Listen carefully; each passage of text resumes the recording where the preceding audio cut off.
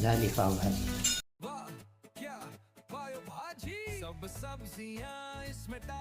बटाटा, वाटाणा, गाजर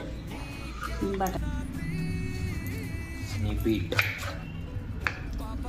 हे बीट आपण बारीक करणार आहोत.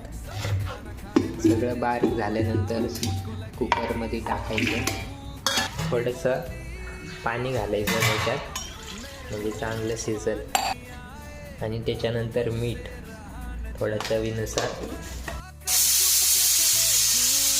गॅसच्या 3 ते 4 शिट्ट्या घ्यायच्या कमीत कमी, म्हणजे ते चांगलं शिजतं.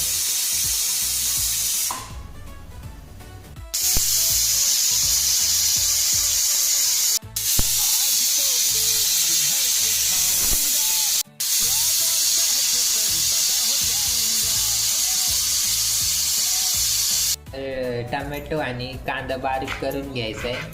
अशा प्रकारे हे आपली भाजी शिजलेली आहे.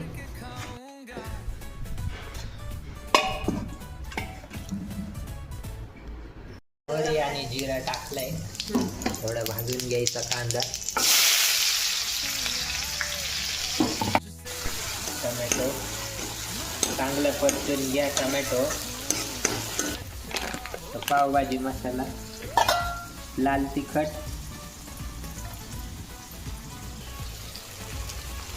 सगळं एकत्र टाकायचं आणि 2 मिनटं थोडं भाजून घ्यायचं ते मसाला. त्याच्यात अद्रक लसूणची पेस्ट टाका आणि हे सर्व भाजून झाल्यानंतर भाजी चांगली स्मॅश झालेली आता आपली.